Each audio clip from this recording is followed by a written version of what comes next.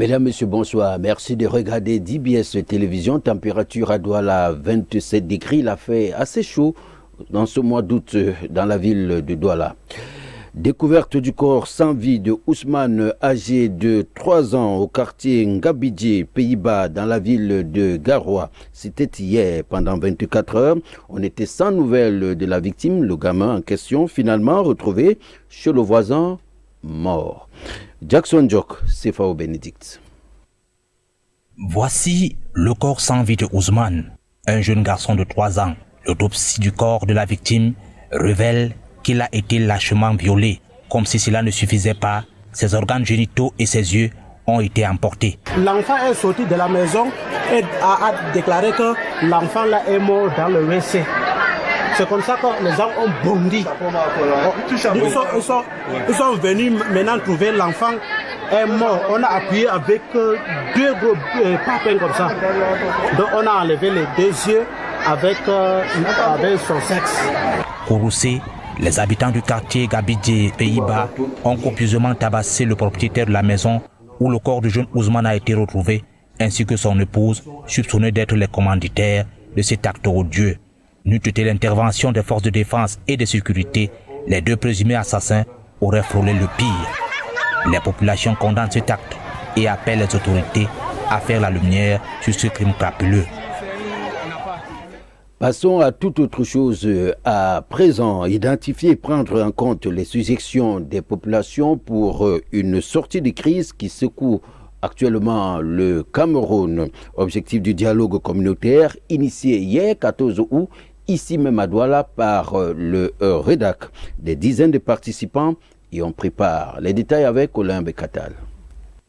Le réseau des défenseurs des droits humains en Afrique centrale, REDAC, a procédé à un dialogue intercommunautaire à Douala. C'était le 14 août 2019, relatif à des moyens d'assurer une sécurité durable et prévenir des conflits au Cameroun. On s'est rendu compte qu'il nous faut une sécurité pour tous, et pour qu'on ait une sécurité pour tous, il faut qu'on commence à s'écouter parler. Pas écouter les autres, mais à s'écouter nous-mêmes parler. Et c'est pour ça que nous avons voulu, n'est-ce pas, aujourd'hui mettre dans cette salle de vivre ensemble, qui est la salle de fête, toutes, n'est-ce pas, les régions. Dans le fond, des échanges qui ont impliqué une 60aine de personnes au rang desquelles les chefs traditionnels de plusieurs horizons visent à recenser les préoccupations des populations et leurs propositions de sortie d'une crise sociopolitique que subit le pays, mais aussi d'identifier les moyens d'encourager les pouvoirs publics à davantage prendre en compte des préoccupations du peuple qui languit après une sortie de conflit.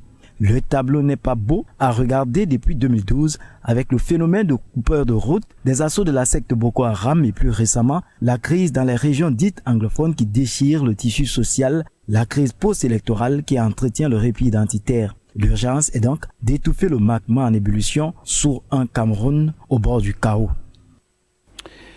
Visite de courtoisie de la communauté Haoussa au gouverneur de la région du littoral, Samuel Dieudonné Iva Diboa. C'était ce jeudi. Et au lendemain donc de la célébration de la Tabaski, cette communauté a réitéré son soutien aux institutions. Une fois de plus, Jackson Jock et Constantin Domki. C'est dans le sillage du prolongement de la fête de la Tabaski que la communauté Haoussa de Douala et ceux de la diaspora en séjour au Cameroun a voulu faire une visite de courtoisie au gouverneur de la région littorale, question de marquer leur soutien indéfectible au pouvoir public et aux institutions. La communauté Haoussa a tenu à le faire avec emphase pour dire une fois de plus que elle est derrière le chef de l'État, son Excellence M. Paul Biya. Elle est derrière les pouvoirs publics, derrière les autorités administratives qui incarnent, n'est-ce pas, le chef au niveau local. La diaspora de cette communauté est venue dire de vive voix qu'elle soutient les institutions et toute action qui concourt à la paix. Le sens de cette visite, c'était pour soutenir et dire que nous défendons les institutions du pays partout où nous sortons. Nous sommes de la diaspora. États-Unis, Belgique, France et partout, pour dire que la communauté Haoussa a toujours prôné la paix. Partout où nous sommes, c'est la paix. Et que nous défendons les institutions de la République.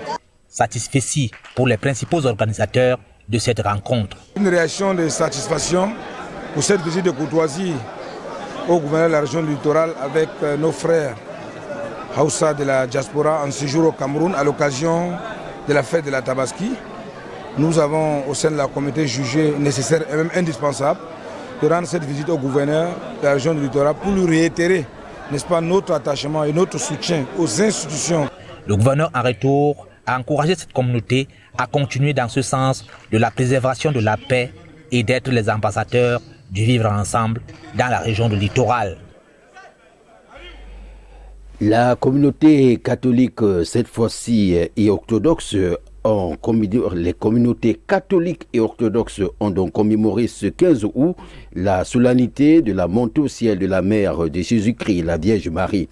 Une croyance qui tend à démontrer que la mère du Christ n'est pas morte comme tout un chacun. Cette journée d'Assomption a été accompagnée de processus religieux, comme vous pouvez le voir sur les images. Églises et chapelles ont donc été prises d'assaut par des chrétiens catholiques et orthodoxes pour matérialiser cette croyance. Sur l'importance et l'intérêt de cette célébration, écoutons cet homme de Dieu. La Vierge Marie, comme je disais, l'Assomption de la Vierge Marie, c'est une solennité qui déjà depuis le début de l'Église, des premiers siècles de l'Église, se célébrait, même si ce n'était pas encore une solennité comme nous la célébrons aujourd'hui. C'était une fête qui se célébrait, les gens célébraient déjà la dormition de la Vierge Marie, Marie qui est considérée comme une femme morte, mais qui, après sa mort, est allée au ciel. Parce que la Vierge Marie, comme les autres saints, sont quand même des personnes modèles pour nous chrétiens. Et si les protestants sont arrivés à refuser que la Vierge Marie ne peut jamais aller au ciel parce que pour eux, ce n'est pas écrit dans la Bible, nous chrétiens, nous sommes en train de leur dire, regarde, à part les différentes parties de la Bible qui sont écrites, il y a aussi ce que nous appelons la tradition. L'Église nous a laissé une tradition qui nous vient des pratiques, qui nous viennent des apôtres, que nous n'avons pas vraiment dans la Bible. Et ce sont ces pratiques-là que nous mettons en pratique aujourd'hui. Et aujourd'hui, par exemple, nous acceptons Marie comme, comme nous célébrons la Vierge Marie, la solennité, l'Assomption de la Vierge Marie, proprement parce que si nous voyons dans la Bible, il y avait déjà des exemples de ce genre. Ils sont désormais disposés à être plus efficaces. Eux, ce sont les volontaires de la ville de Bertoua qui ont récemment bénéficié d'un atelier de renforcement des capacités. Le coordonnateur, vous pouvez vous en douter, s'est dit satisfait de l'apport des jeunes. Colin Bekatal, Hugues Pascal Tchoufo. Bertoua a abrité récemment un atelier de renforcement des cadres locaux de la chaîne de mise en œuvre du volontariat de missions des régions des centres et de l'Est. 2 jours durant, les volontaires ont été outillés sur des techniques de mobilisation inclusive. Cette session a pour objectif également de recueillir un peu l'observation, des observations qui émanent de la mise en œuvre du programme national du volontariat et davantage de suivre les volontaires sur le terrain. Des préposés, entre autres à l'agriculture, à la santé, ont sur le terrain apporté la preuve de leur engagement. Il a commencé par la banque de sang où il a brillé déjà par sa permanence à apprendre et sa volonté à toujours chercher. Donc après la banque de sang, il s'est retrouvé dans le grand laboratoire où nous sommes en ce moment et il a fait tour à tour les différentes, on appelle ça chez nous les paillasses, dans les différents postes de travail. Pour en avoir le cœur net, Yves Nteme, coordinateur national du PNV, a touché du doigt le déploiement des volontaires dans les pépinières de Koumé et à l'hôpital régional de Bertoua. Les jeunes gens dans leurs tâches semblent n'avoir à rougir de rien. Dans le cadre du volontariat, je suis à la disposition du personnel, du chef du laboratoire qui m'assimile les tâches dont il trouve mieux que je crée par rapport à ma capacité d'adaptation et consort. Le coordinateur du PNV s'est dit satisfait du constat établi. Restons sensiblement dans le même chapitre pour dire que la 6e cuvée du service civique national de participation au développement dans la Damawa est entrée dans l'histoire. Les appelés ont reçu tout récemment leurs attestations à la fin de la formation. C'était au cours d'une cérémonie. Confirmation dans ce reportage de Awal Mohamedou de notre bureau à Damawa.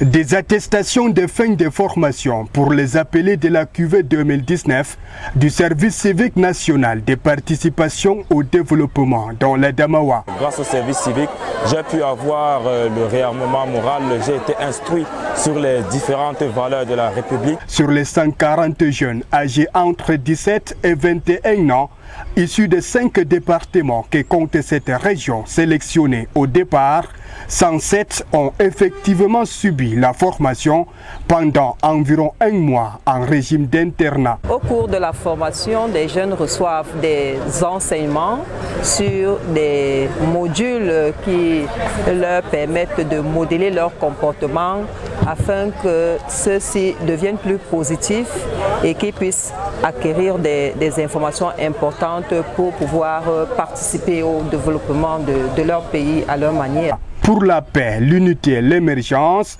le besoin du Cameroun d'une jeunesse consciente et patriote est de plus en plus grand. Nous avons besoin de citoyens camerounais aptes à résoudre les problèmes liés à notre environnement, les problèmes de l'heure qui pourront nous amener vers l'émergence tant souhaitée à l'horizon 2035. D'une seule voix, les appelés ont pris l'engagement de briller dans leurs localités respectives par des comportements responsables. Vivre ensemble, le patriotisme, la paix, la solidarité. Je reste persuadé que ces valeurs ont été bel et bien assimilées par les appelés. Nous voulons parvenir à une république exemplaire. Et si ces valeurs ne sont pas inculquées à notre jeunesse, il va de soi que notre objectif d'atteindre cette république exemplaire ne sera pas atteint. Couleurs, symboles et mobilisation, la cérémonie était tout cela à la fois.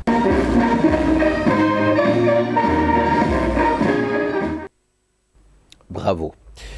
Du 109 pour l'enseignement technique au Cameroun, l'école normale de l'enseignement technique de Bolova vient de livrer sa toute première cuvée. Les lauréats ont reçu leur parchemin au cours d'une cérémonie solennelle présidée par le ministre d'État de l'enseignement supérieur Jacques-Famen Donko, Adipoutou Eve Yemdi. C'est le couronnement de 2 années de dur labeur. 166 au total, ils sont spécialisés dans les métiers techniques et industriels. Pour recevoir leur parchemin, une cérémonie solennelle, colorée par la présence d'une belle brochette de personnalités, chapeautée par le professeur Jacques-Famen Donko, ministre d'État, ministre de l'Enseignement supérieur, chancelier des ordres académiques. Dans le registre des prises de parole, le directeur de l'INSEC des Bolova, le professeur Giacomo Salomé Essiane, a présenté d'abord la palette d'offres de formation classiques et innovantes de cette école, taillée aux besoins locaux. Au lauréat, le professeur Jacques-Famen Donko a prescrit de ne pas dormir sur les lauriers, mais de s'impliquer dans leur vie professionnelle pour le développement du Cameroun. Soyez donc inventifs, créatifs, audacieux et proactifs. Soyez fidèles aux normes du système LMD et aux très hautes prescriptions du chef de l'État en vous alliant résolument au binôme rigueur et moralisation. Un message reçu 5 sur 5 par ces enseignants qui, entre joie et satisfaction, se projettent déjà. En tant que conseiller d'orientation, mes ambitions sont de bien orienter mes élèves sans blaguer avec eux, puisque l'orientation détermine beaucoup le futur de l'enfant. Ces tout premiers produits de ce vivier de formation apporteront certainement un souffle nouveau dans les lycées techniques sur le territoire national dès la rentrée scolaire prochaine. Les maires et préfets de la région de la Damawa à l'école de la réforme sur la budgétisation, l'exécution et le suivi des ressources d'investissement transférées aux collectivités locales. Plus de détails avec Awal Mohamedou. La première année de mise en œuvre de la réforme sur la budgétisation, l'exécution et le suivi des ressources transférées aux collectivités territoriales décentralisées n'est pas satisfaisante pour l'État. L'on note une faible appropriation de la dite réforme à la fois par les exécutifs communaux et les administrations. Pour inverser cette tendance, le renforcement des capacités de ces acteurs est l'option choisie. L'atelier de l'Adamawa a regroupé en Ngaoundéré les maires et leurs tutelles, les préfets. En vue d'optimiser la préparation et l'exécution du budget 2020, il a été donc organisé tant au niveau central un séminaire qui vise à renforcer les capacités tant des administrations que des collectivités territoriales décentralisées pour ce nouveau mode opératoire. Mais également, il est question de sensibiliser les collectivités territoriales décentralisées à s'arrimer au calendrier de préparation du budget de l'État qui a été signé par le chef de l'État par son décret du 29 mai 2019. Le processus irréversible de la décentralisation dans lequel le Cameroun s'est engagé a pour leviers principaux les CTD. Aux participants, le gouverneur recommande une application effective sur le terrain de toutes les connaissances acquises. Il faut que ce projet soit sélectionné de manière pertinente. Il faut qu'il réponde, ces besoins répondent aux besoins réels de la population qui est à la base. Et si cela est fait de cette façon, je crois que tous les projets qui seront présentés lors de l'élaboration du budget au plan national seront donc bien maîtrisés et vont répondre opportunément aux besoins de nos populations. Les experts des ministères concernés ont édifié l'assistance à travers exposés et échanges.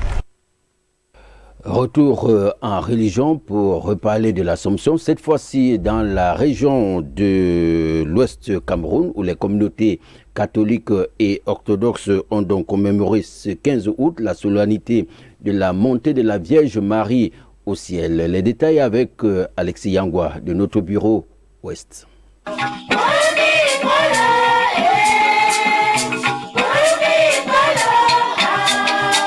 4 articulations ont alimenté la célébration de la montée de la Vierge Marie au ciel ce 15 août à la paroisse de Bawon, village du groupement Bamonkoum dans l'arrondissement de Bafsam 3e. L'Assomption ou l'appel de la Mère de Jésus aux côtés de Dieu. L'abbé Georges Moucheneni, vicaire de la paroisse de Ndoumelon et officiant du jour, l'a décliné en 4 soucis, entre autres la reconnaissance, la promotion de la mariologie, d'abord le sens de l'Assomption, ce dogme institué par Papidous. L'Assomption est le complément des prérogatives. C'est le couronnement des grâces surabondantes qu'elle a reçues. La Sainte Vierge Marie a été l'objet d'un choix spécial de Dieu. Parmi toutes les femmes du monde, c'est elle qui a été choisie pour être la mère du Sauveur.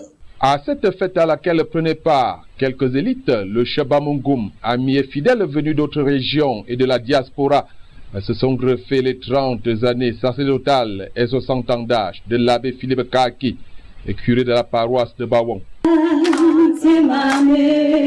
De sacerdoce qui joue pour toi, consacré à Jésus-Christ. Le ventre de ma mère, il m'avait déjà choisi pour être son prêtre, envoyé partout annoncer sa bonne nouvelle. J'en suis fier de célébrer aujourd'hui les 30 années de service passé avec lui au milieu de son peuple.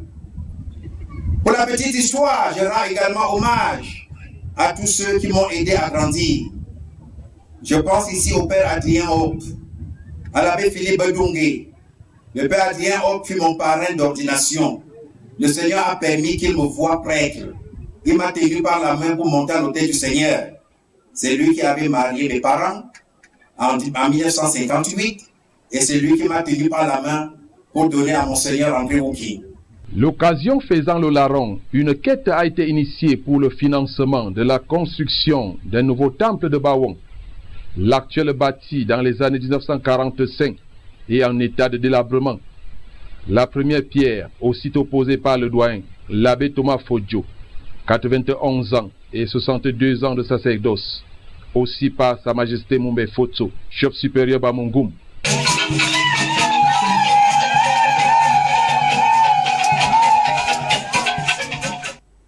Très belles images de la région de l'Ouest Cameroun, aujourd'hui même. À Eboloba, dans la région du Sud, l'association pour le développement d'Mbanyou a organisé récemment un tournoi de football dans le village Ongol à l'effet de promouvoir la solidarité, la paix et la cohabitation pacifique entre les fils et les filles, on va plutôt dire entre les filles et les filles de ce regroupement. Adjipoutou et VMD. Le sport, creuset du vivre ensemble, voilà qui justifie l'initiative de l'Assemblée générale de l'Association pour le développement des Guépagnou qui a organisé un championnat de football au village Angol, dans la région du Sud, dans l'optique de réunir les jeunes autour des valeurs qui rassemblent. Pour l'apothéose de cette compétition qui a vu la participation de 32 équipes venues des 3 arrondissements de ce groupement, les populations se sont massivement mobilisées. Et c'est le sous-préfet Fouamen Siali qui a donné le coup d'envoi de cette finale entre Éternel et Éclair, qui s'est soldé sur un score de 1-0 en faveur d'Éclair, qui a ainsi remporté le trophée de ce festif foot de l'ADE. Pour l'autorité administrative, il était surtout question de renforcer les liens existants entre les membres de ce groupement. Le groupement Nguébanyou s'étend sur 3 arrondissements, Eboloba 2, Biomboulou et Bangan. Le fait que les équipes en provenance de ces 3 arrondissements soient en train de jouer dans le cadre de la Coupe de l'ADE montre effectivement ce vivre ensemble. Le président du comité d'organisation a saisi l'opportunité pour appeler les forces vives de cette localité à s'impliquer davantage dans ces initiatives qui rassemblent. Tel que vous pouvez voir la tribune, il y a pas mal de monde, mais elle est dégarnie en dignes fils de cette route. Ils n'ont pas tous répondu présents et je voudrais à travers vous lancer un message à toutes les élites du groupement Nguébanyou. Festifoot ADE à Ongol a tenu à toutes ses promesses en exacerbant le vivre ensemble entre les populations. Alors c'est avec ces belles images de la région du Sud que nous allons nous quitter, tout en vous donnant rendez-vous pour demain, lorsqu'il sera très exactement 21h, mais avant à 20h, retrouvez Diallo Boua. À demain donc.